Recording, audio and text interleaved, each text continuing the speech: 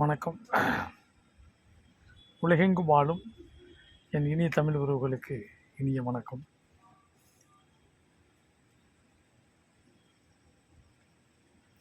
தமிழ்நாட்டில் அல்லது இந்தியாவில் பிறந்த ஒவ்வொருவரும் தங்களுக்குள் கேட்க வேண்டிய கேள்வி. தற்போது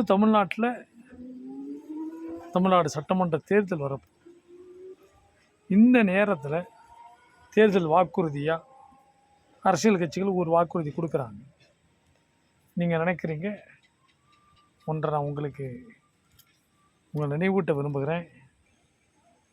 100க்கு ஒரு 80-90% மக்கள் இந்த நாட்டில் பிறந்ததை தவிர படித்திருக்கிறீர்கள். மற்றபடி உலக நாடுகளில் பரவி எங்கெங்கேயோ போய் வேலை செய்து கொண்டிருக்கிறீர்கள். உண்மைதானே?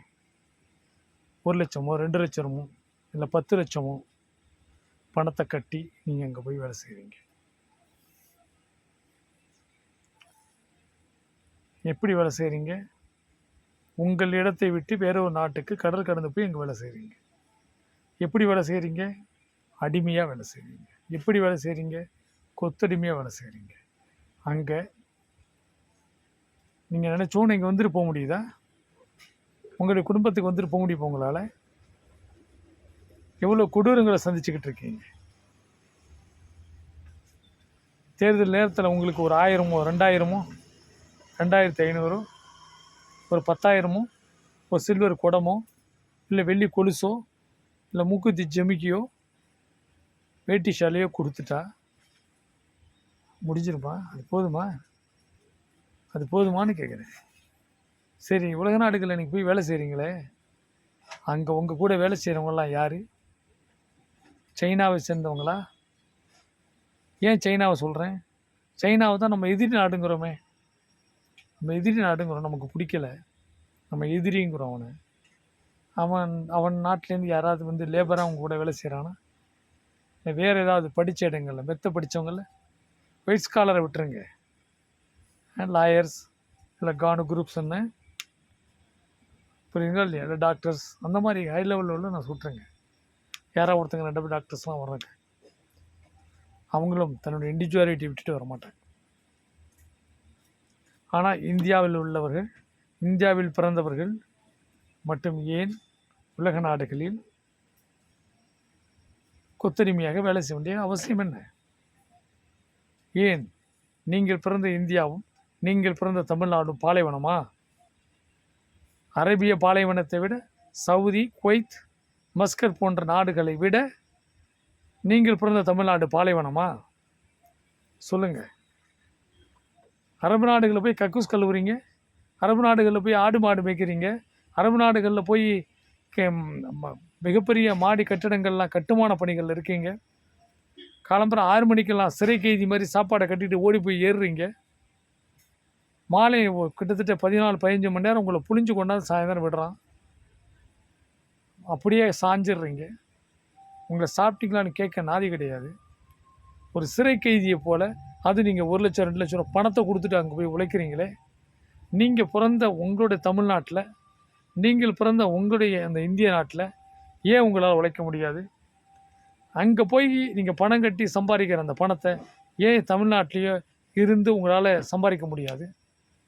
இங்கே உங்களுடைய மனைவி இருக்காங்க, உங்கள் குழந்தை குட்டிகள் இருக்காங்க, குடும்பத்தோடு நீங்கள் இங்கே வாழ்கிறத விட்டுட்டு, இவங்களெல்லாம் இங்கேருந்து விட்டுட்டு கடல் கடந்து அங்கே போய் ஒரு பாலைவனத்தில் அவர்களுக்கு அடிமையாக வாழ வேண்டிய அவசியம் என்ன?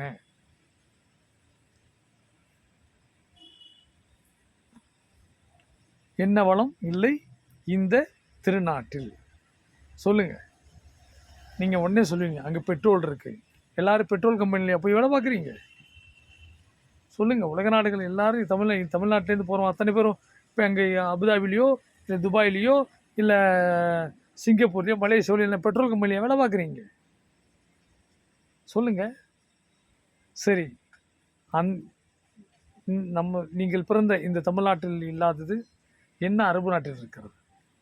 பெட்ரோல் மட்டும் என்று சொன்னால் அதை விட அகச்சிறந்த போய் வேறு எதுவுமே இல்லை. அங்கு இருப்பது அந்த நாட்டை நேசிக்கின்ற தலைவர்கள் தான். அந்த நாட்டை நேசிக்கின்றவன் ஆட்சி பொறுப்பில் இருப்பதனால் அந்த நாடு மிக செல்வ வளம் கொளிக்கின்ற நாடாக இருக்கிறது. ஆகையினால்தான் அரபு நாடிலே பாலைவனத்திலே பிறந்த அரபிகள் கூட இந்தியா போன்ற இலங்கை போன்ற வளம் கொளிக்கின்ற நாடுகள், நன்றாக நினைத்துக் கொள்ளுங்கள், இயற்கை வளம் கொளிக்கின்ற நாடுகளில் கூலி வேலைக்கு கூட வரவில்லை. நன்றாக சிந்தித்து பாருங்கள். தமிழ்நாட்டிலே வாய்ப்புகள் கொட்டி கிடக்கிறது. ஆனால் நாம் செய்கின்ற ஒரே தவறு, நாம் தேர்ந்தெடுக்கின்ற அரசியல்வாதி அவன் யார்? அவன் தமிழனா? நம்முடைய வளர்ச்சியை அவன் எதிர்நோக்குகிறானா? 1000 2000 2500 10,000 ரூபாய்க்கு உங்கள் மனைவியை, உங்களுக்கு பிறந்த பெண் குழந்தையை, உங்கள் தாயை நீங்கள் 1000க்கும் 2000க்கும் 10,000 ரூபாய்க்கும் விற்பீர்களா? அதுதான் என் கேள்வி. வித்துருவீங்களா? வித்துடுவீங்களா? அதான் என் கேள்வி. அவன் கொடுக்குற 1000 2000 10,000ங்கிறது எங்கிருந்து வந்தது? ஏன் இலவசமாக தண்ணி கொடுக்கலாமே? உனக்கு தண்ணி இலவசமாக கொடுக்கலாமே. இலவசமாக உனக்கு ஃப்ரிட்ஜ் தரேங்கிறான், இலவசமாக பரிசு குப்பன் தரேன். இதெல்லாம் ஒன்று வேண்டாம். குடிக்கிற தண்ணியை இலவசமாக அவனுக்கு கொடுக்க சொல்லு. குடிக்கிற தண்ணி விற்பனைக்கு அல்ல, சொல்லு. நீங்கள் நினைக்கலாம் அரசாங்க ஆஸ்பத்திரி எல்லாம் இலவசம்.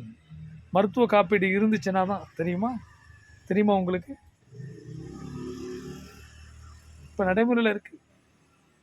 50,000 ரூபா சொன்னால் நீ மருத்துவ காப்பீடு இருந்துச்சுன்னா அரசு மருத்துவமனையில் உங்களுக்கு சிகிச்சை கிளியர் பண்ணிப்பான். அதுக்கு பேர் இலவசமா? சொல்லுங்க. எஜுகேஷன் லோன், கல்விக்கு கடன் தர்றாம, கல்வியை கொடுக்க வேண்டியது ஒரு அரசினுடைய கடமை, அவனுடைய கடன். நம்மள்கிட்ட வரி எடுக்கிற, வரியாக வசூல் பண்ணுற பணத்தை நமக்கு அவன் என்னதான் செலவு பண்ண முடியும்? அவன் செலவு பண்ணுவான். இலவச கல்வியை கொடு, இலவசமான ஹெல்த் கேர் மருத்துவத்தை கொடு, ரிட்டைர்மெண்ட் 60 வயசானவனுக்கு அத்தனை பேருக்கு, சீனியர் சிட்டிசனுக்கு நீ தனியாக ஹோம் கட்டி கொடு. 60 வயசு ஆகிடுச்சுன்னா என்னை பெற்ற பிள்ளை என்னை காப்பாற்றுறான்னு இல்லையோ, என் தாய்நாடு என்னை காப்பாற்றும் அப்படி என்கின்ற தாய்நாடு பற்று அவனுக்கு வரும். அவன் ஊழல் செய்ய மாட்டான். அப்படியே அவன் சேர்த்த சொத்துக்களில் கடைசியாக என் நாடு என்னை பார்த்துக்கொள்ளும், என் பெற்ற பிள்ளைகள் பார்க்கவில்லை பரவாயில்லை என்று சொல்லி தன் சொத்தில் 1% இந்த அரசாங்கத்திற்கு எழுதி வைப்பான். நிச்சயமாக நடக்கும். இது திராணி உள்ளவனாக இருந்தால், ஒரு உண்மையான ஆண்மகன், ஆண்மை திராணி உள்ளவனாக ஒரு முதல்வராக தமிழ்நாட்டில் இருந்தானா, ஆனால் நிச்சயமாக இந்த அறிவிப்பை கொடுப்பான்.